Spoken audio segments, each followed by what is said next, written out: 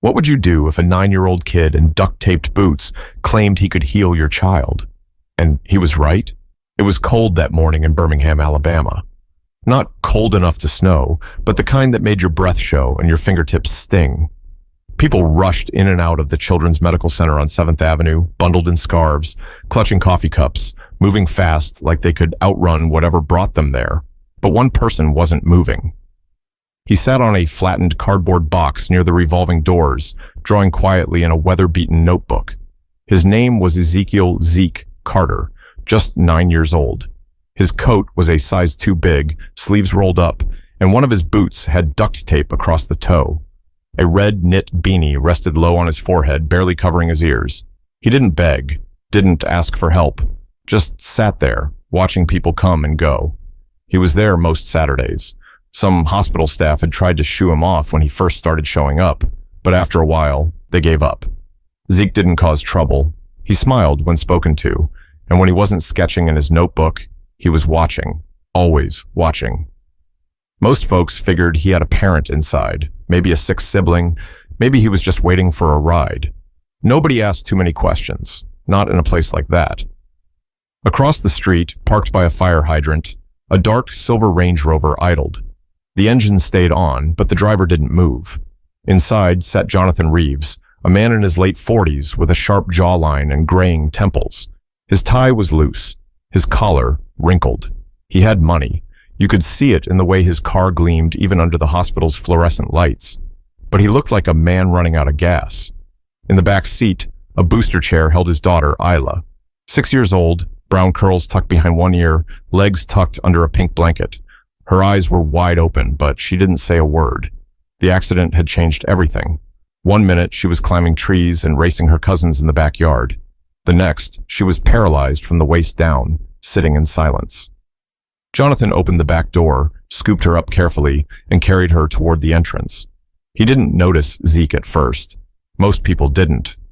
But Zeke noticed him. He saw the way Jonathan held her like she might fall apart, the way her eyes stayed fixed on the sky, avoiding the building. Zeke stared longer than usual. Then just before they passed, he stood up and called out, "Sir, I can make your daughter walk again." Jonathan stopped mid-step, not because he was offended or confused, but because of how the words were said. Not like a sales pitch, not like a joke, just soft, clear, and serious, like Zeke believed it completely. Jonathan turned, eyes narrowed. "What did you just say?" Zeke didn't flinch. He stepped forward, tucking his notebook under his arm. "I said I can help her walk again." Jonathan stared at him. His arms tightened around Isla. "That's not funny, kid." "I wasn't joking." Zeke's voice didn't shake.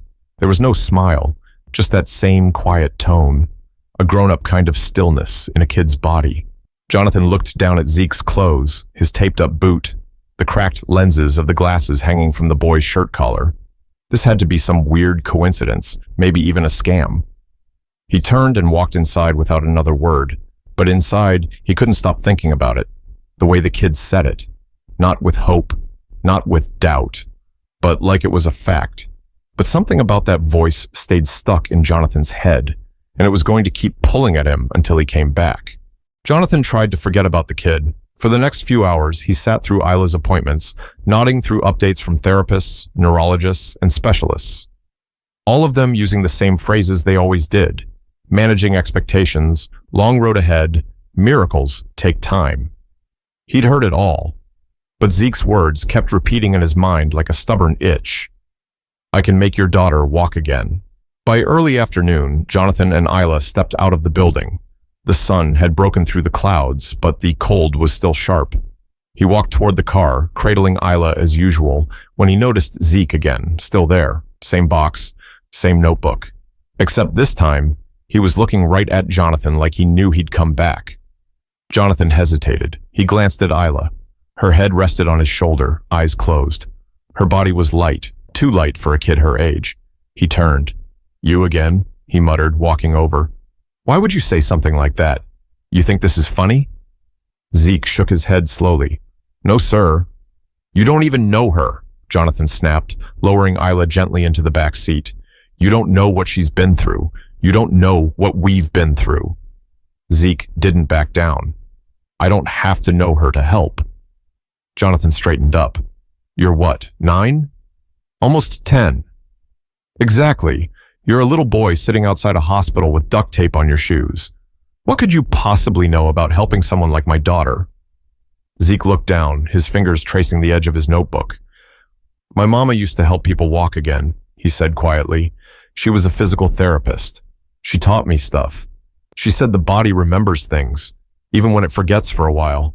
Jonathan stared at him, the skepticism hardening in his chest. So what, you watched her do some stretches and now you think you're a doctor? I watched her help a man walk after being in a chair for 5 years, Zeke said, eyes lifting. She didn't have machines or nurses, just her hands, her patience, and faith. Jonathan opened his mouth to speak, then stopped. He glanced around. A nurse passed by, giving Zeke a small wave. A janitor from the hospital nodded in the boy's direction. They all seemed to know him. I'm not giving you money, Jonathan said. I didn't ask for money. Then what do you want? Zeke took a deep breath and stepped forward. Just 1 hour. Let me show you. Jonathan looked back at Isla, who had now opened her eyes and was watching both of them quietly.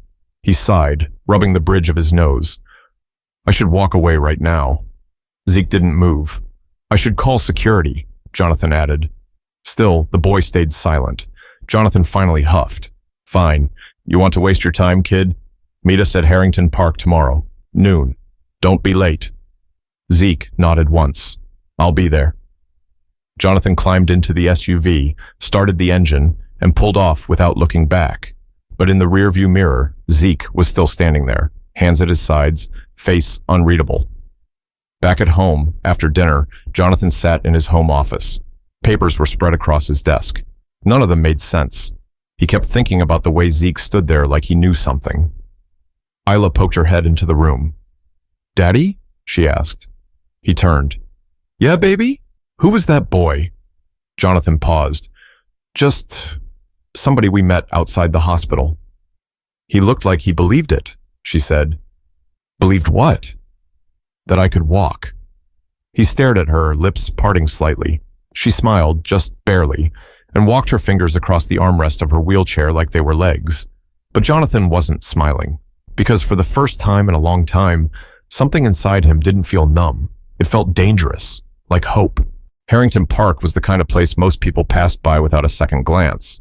A cracked basketball court, a few swings with chains that squeaked, and a patch of grass that tried to be a soccer field. On Sundays, it was usually empty, especially around noon, but that day, Zeke was already there, sitting on the bench closest to the big oak tree. He wore the same oversized jacket, but his notebook was tucked away. Instead, he had a small gym bag at his feet and a folded towel on the bench beside him. At 12:07, Jonathan's SUV pulled up. He didn't say anything at first, just got Isla out, set her gently in her wheelchair, and wheeled her over to where Zeke sat. He didn't make eye contact. His arms were crossed tight like he was already regretting being there. Zeke stood up when they arrived. Hi again, he said politely. Jonathan gave a stiff nod. Isla waved shyly. Zeke smiled at her. Hi, Isla. Her eyes lit up a little. Hi. Jonathan raised an eyebrow. How do you know her name? You said it yesterday, Zeke replied. I remember stuff. Jonathan didn't respond. He just gestured at the towel. So what now? Magic carpet ride? Zeke ignored the jab. No, sir. Just the basics. He opened his bag and pulled out a pair of socks, a tennis ball, a small jar of cocoa butter, and a plastic container filled with what looked like warm rice wrapped in cloth. Jonathan squinted. What is all that? Stuff my mom used, Zeke answered. The rice is for heat. Helps loosen tight muscles. The ball is for pressure points. Jonathan folded his arms again. Zeke turned to Isla. If it's okay, can I work with your legs for a little while? Nothing hurts, I promise. And if anything feels weird, just say stop, okay? Isla looked up at her dad. He sighed. You can try. Just be careful. Zeke knelt down beside her chair. He gently unwrapped the blanket from her legs and placed the warm cloth rice pack over her thighs. Isla flinched slightly. Too hot? He asked. She shook her head. It feels good. Zeke nodded and waited. After a few minutes, he began to gently move her legs, not yanking, not forcing, just small rotations, side to side, up and down. Jonathan watched closely, ready to jump in if something went wrong. But nothing did. "You ever do this before?" he asked, suspicious. Zeke didn't look up. "My mama used to take me to shelters after school. She helped veterans, folks who couldn't afford therapy. Said everybody deserves to feel human again. I used to carry her bag." Jonathan raised an eyebrow. "And she taught you this stuff?" "Yeah, said the body don't always need fancy. Just attention." He tapped lightly on Isla's knee with his knuckle. "You feel that?" "No," she whispered. Zeke nodded again, unfazed. "That's okay. I'll keep asking." He kept talking to her while working, asking about her favorite colors, her favorite food, what shows she liked to watch. At first, her answers were short, but then she started asking him questions. "Do you live around here?" "Kind of." "Do you go to school?" "I used to." "Why not anymore?" Zeke hesitated. "My mom got sick. Then she passed. Been trying to figure things out since." Isla looked down. "I'm sorry." Zeke gave her a small smile. "Thanks." Jonathan's posture softened slightly, but he didn't speak. After about 30 minutes, Zeke gently tapped her ankle again. "You feel that?" Isla blinked. "A little, like, pressure." Zeke looked up at Jonathan. "That's good." Jonathan squinted. "She sometimes says that during her regular sessions." "Yeah," Zeke replied, "but those sessions are inside a room full of machines. Sometimes kids get scared of machines. They tighten up. But here?" He gestured to the open park. "There's air, trees. Feels different." Jonathan didn't say anything, but he was definitely listening now. Zeke helped Isla stretch both legs, then gave her some simple movements to try with her toes. Just wiggling. She tried. Nothing obvious happened, but she didn't look discouraged. "I'll show you again next week," Zeke said, standing up. "It takes time, but your muscles," he pointed to her thighs, "they still remember how to be used. You just gotta remind them." Isla smiled, bigger this time. "Okay." Jonathan cleared his throat. "We're not promising anything," he said quickly. Zeke nodded. "I'm not either. I'm just trying." Jonathan stared at him for a long second. Then, without warning, he reached into his coat pocket, pulled out a folded bill, and held it out. Zeke stepped back. "No, sir, I don't want your money." Jonathan looked surprised. "Then why are you doing this?" Zeke shrugged. "Because your daughter smiled." Jonathan looked down at Isla. She was still smiling. But he didn't understand how a boy who had lost everything could give so much to a girl he barely knew. The following Sunday was warmer, but Zeke still wore his jacket. Not because he needed it, but because it made him feel like his mom was close. She used to call it his helper's coat. Said every good healer needed something that reminded them why they care. He was already at Harrington Park again by 11:45, towel laid out, supplies lined up, and a bottle of water sitting beside him. A few kids played basketball on the court nearby, and someone's dog barked in the distance. At exactly noon, Jonathan's SUV rolled up. Isla was grinning before the car even stopped. Zeke waved at her. "Hi, Isla." "Hi," she chirped, her curls bouncing as Jonathan helped her into the wheelchair. Jonathan looked tired again, but different this time, less weighed down. He gave Zeke a small nod, no words, but it was more than last week. Zeke got to work. Same setup, same warm cloth pack, but this time, something had shifted. Isla was trying now. "Can you press your heel into the ground?" Zeke asked gently. She closed her eyes, concentrating. Nothing happened. "It's okay," he said. "Sometimes it takes your brain a while to find the right path. It's like trying to walk through a crowd. You just gotta push through." Jonathan stood behind them, arms crossed again, but this time more to keep warm than to wall himself off. "Why do you do all this?" he asked suddenly. Zeke glanced up. "Because I remember what it felt like when my mom used to help people. She made them feel like they mattered. I want to do that too." Jonathan nodded slowly. "You ever think about doing something else?" "Sometimes," Zeke said, "but this feels right." Jonathan looked at Isla. She was tapping her toes, barely, but they moved. For the first time, he didn't speak. He just watched. The next few weekends, they kept coming. Same time, same place. Zeke taught Isla how to use rubber bands to strengthen her ankles. He rolled tennis balls under her feet to help her brain remember where they were. He showed Jonathan how to massage pressure points behind her knees and explained how each nerve had a job to do, even when it went quiet. And then came the bad day. It was the fourth Sunday. Zeke showed up like always, but when the SUV pulled up, Isla wasn't smiling. Her eyes were red. Jonathan looked angry. "She doesn't want to do it today," he said sharply as he lifted her into the chair. Isla refused to look at either of them. Zeke approached slowly. "What happened?" Isla crossed her arms. "I tried to move my legs this morning and nothing happened. Nothing. I'm tired of trying. It's pointless." Jonathan looked away, jaw tight. "She's been frustrated all weekend." Zeke nodded. He kneeled beside her again. "You think I never get tired?" She didn't answer. "You think I didn't sit in a shelter and cry when my mom couldn't afford medicine, and I had to just sit there and watch?" Her eyes shifted toward him. "You're allowed to be mad. I'm mad sometimes too, but if you stop now, the part of you that wants to walk might stop trying too." She stared at the ground. "I don't want you to give up," he said softly, "because I haven't." Silence. Then Isla whispered, "I'm scared." Jonathan turned. That was the first time she'd said that out loud. Zeke leaned in closer. "I am too, but scared don't mean stop. It just means you're close to something big." Isla wiped her face. "Okay, let's try again." And they did. Zeke guided her through the motions gently, with less talking this time. Just presence. Patience.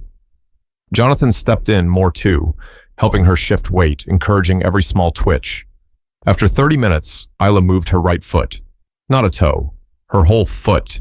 It slid forward, slow and stiff, but it moved. Jonathan knelt down beside her, blinking like he wasn't sure he'd seen it right. "Do it again," he said. She did. Zeke smiled, but didn't say anything. He just sat back and watched. Later that night, Jonathan stood outside his house on Crestview Drive, staring at the moon. He'd stopped asking himself who Zeke really was. The question didn't matter anymore. Inside, Isla was giggling, retelling the footslide moment to her aunt on speakerphone. For the first time in 6 months, their house didn't feel like a hospital room. It felt like home again. But something inside Jonathan had started to shift. Not just his daughter's legs, but the weight in his own chest. The guilt. The pride. The wall he'd built between himself and the world. It was cracking. Monday afternoon, Jonathan sat in his office staring at an untouched contract. His phone buzzed every few minutes. Emails, calls, client updates. But none of it felt urgent anymore. What kept looping in his mind was that moment in the park. Isla's foot sliding forward like it belonged to her again. He'd seen it, with his own eyes. And the person who made it happen was a 9-year-old with taped-up boots and no last name he'd ever heard before. He opened a new browser tab and typed Ezekiel Carter Birmingham. Nothing came up except a few scattered results. He clicked through old local newsletters and school databases. A few mentions of a Zeke and his mother, Monique Carter, at a community clinic. No address, no recent info. He shut the laptop and leaned back. This kid was a ghost, except he wasn't. By Saturday, they were back at Harrington Park, but things felt different now. Jonathan brought an extra mat and a fold-out chair. He handed Zeke a sandwich when they arrived. Didn't say anything about it, just placed it beside his gym bag. Zeke gave a small thanks and tucked it away for later. "Ready, Isla?" he asked. She gave a big thumbs up. "Let's do it." They got into the routine. Heat packs, stretches, toe flexes. Today, Jonathan joined in fully. He sat cross-legged on the grass, doing each motion Zeke explained. Even messed it up once. "You're bending the wrong way," Zeke said with a grin. Jonathan gave him a side eye. "I haven't stretched since college." They laughed, even Isla. About 20 minutes in, Zeke leaned forward. "All right, Isla, let's try something different." He unfolded a belt from his bag and placed it under her knees, showing Jonathan how to hold each end. "She's going to try to lift both knees now. Just a little. We help balance her. She controls the movement." Jonathan blinked. "You sure?" Zeke nodded. "She's ready." They gave her a few seconds. Her brow tightened, eyes narrowed. She grunted softly, and then her knees lifted slightly, barely an inch, but they lifted. Jonathan looked at her, stunned. "You did that?" She smiled. "I did it." He swallowed hard. "You really did it." Zeke nodded slowly, eyes on the belt. "See? The body remembers. You just have to be patient enough to let it talk." Jonathan looked at him. "You're something else, kid." Zeke didn't respond, just started gently guiding Isla through the next stretch. After the session, as they packed up, Jonathan crouched beside Zeke. "Where do you go after this?" Zeke shrugged. "Around." Jonathan lowered his voice. "You got a place to sleep?" Zeke hesitated, then said, "Sometimes." Jonathan exhaled slowly, rubbing the back of his neck. "You ever think about coming to stay with us for a while?" Zeke's eyes widened. "You serious?" "I got a guest room. You wouldn't be in the way." Zeke looked down at his hands. "You sure your neighbors wouldn't mind a kid like me?" Jonathan gave a short laugh. "Man, after what you've done for my daughter, they'd better not say a word." Zeke didn't answer right away, but Jonathan could see the wheels turning. The next morning, Zeke stood outside Jonathan's home, backpack slung over one shoulder, a rolled-up blanket tucked under his arm. Jonathan opened the door in sweatpants and a coffee mug in hand. "Right on time," he said. Isla ran to the front hallway. "Zeke!" He smiled. "Hey, superstar." Jonathan stepped aside. "Welcome home." The days that followed were quiet but meaningful. Zeke got his own room, a soft bed, clean sheets, and a small desk. He didn't say much, but he never missed a morning stretch with Isla. She was moving both feet now, not walking yet, but the wheels were turning. Her brain was reaching out to her legs, like it remembered the connection. One night, as Jonathan cleaned dishes, he paused and leaned on the counter. "Zeke," he said over his shoulder, "you ever think about going back to school?" Zeke, who was sketching at the kitchen table, glanced up. "Sometimes." Jonathan nodded. "You're smart. You could go far." Zeke tilted his head. "I want to help people walk again, like my mama did." Jonathan turned to face him. "Then let's figure out how to get you there." Zeke gave a small smile. "Okay." They didn't say much more that night. They didn't need to. But for the first time in years, the Reeves household wasn't full of silence. It was full of small noises that meant life, footsteps, laughter, scribbles, and healing. It started with a nurse from the Children's Medical Center. She was walking her dog through Harrington Park one Sunday morning and spotted a familiar face, Isla. She hadn't seen her outside her wheelchair in months, let alone smiling, lifting her knees, moving her toes. And standing beside her was the same quiet kid who used to sit by the hospital doors every weekend. She didn't interrupt, just watched from a distance for a while. Then she went home and told her sister, who happened to work in patient services. A few days later, a physical therapist at the hospital mentioned to Jonathan, "Hey, someone told me Isla's improving. That true?" Jonathan nodded. "Yeah, thanks to someone we weren't expecting." Word spread fast. The next time they showed up to Harrington Park, 2 other families were waiting at the bench near the big oak tree. One had a boy who used a walker. The other, a girl recovering from a stroke. Both parents had heard about the kid who helped the Reeves girl move her legs again. Zeke looked at Jonathan. Jonathan looked right back at him. "You don't have to," he said quietly. Zeke adjusted the strap on his bag. "I want to." He gave up his usual time with Isla that day to work with the 2 new kids. He showed their parents how to use the same towel stretches, how to warm the rice packs just right, how to encourage without pushing too hard. And he talked to the kids, not at them. "You're not broken," he told one of them. "You're just learning a different way to be strong." Isla watched everything from her wheelchair, her hands folded in her lap. She didn't complain once. Later that afternoon, on the drive home, she said, "I like watching him help people." Jonathan glanced at her in the rearview mirror. "Yeah?" "Yeah. It makes me feel like I'm part of something good." He smiled.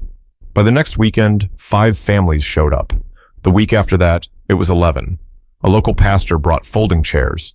A nearby diner started dropping off bagels and coffee. Somebody printed flyers that read, "Free movement classes, Sundays at noon, Harrington Park." They didn't mention Zeke's name, but everyone knew who it was. A local reporter showed up with a camera and a notepad. Jonathan pulled Zeke aside. "You okay with this?" Zeke looked around, at the families, at the kids moving their limbs, at Isla laughing with a girl on a walker. He nodded. As long as it's not about me, it's about them. The reporter wrote her piece. It ran on the second page of the Birmingham Sunday Post under the headline, 9-year-old with a gift helps dozens heal in a city park. They didn't share his full name.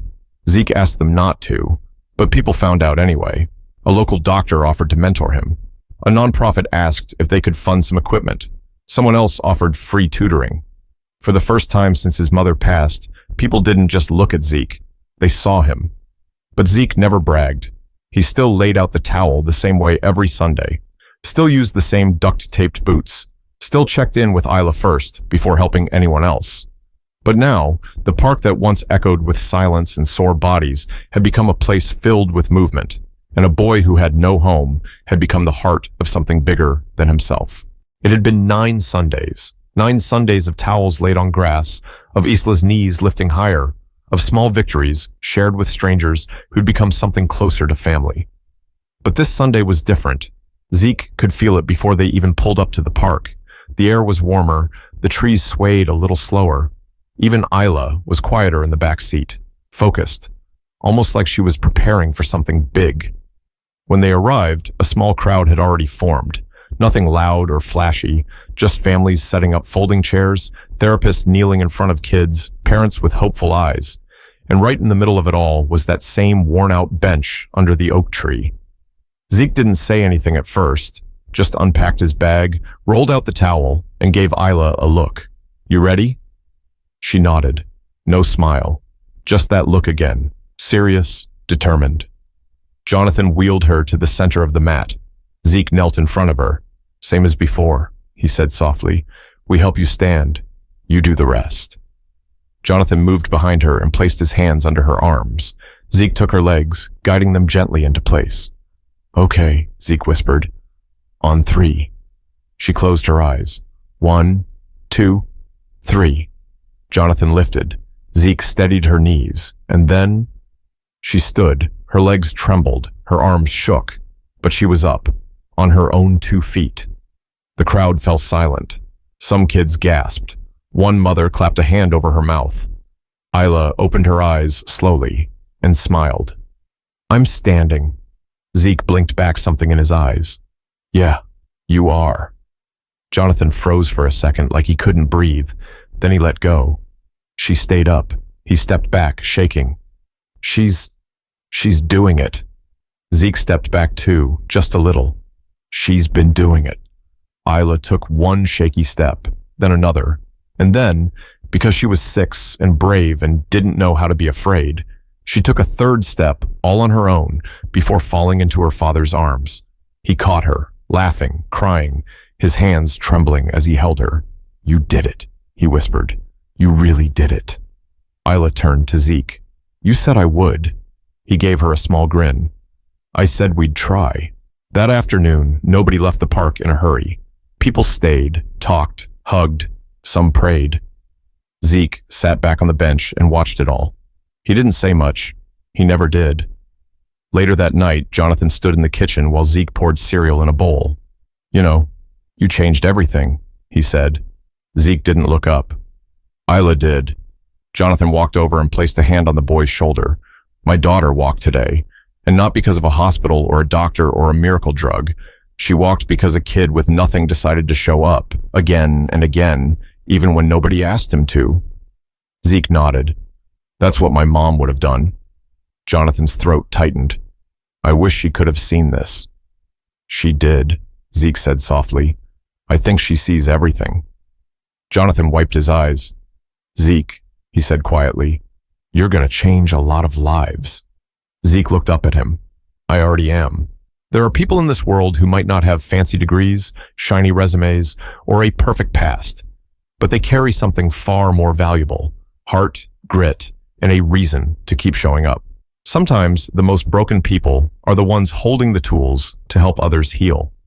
If this story moved you, don't just keep it to yourself, share it. And if you know a kid like Zeke or a girl like Isla, tell them this: you matter, you're needed, and your time is not over.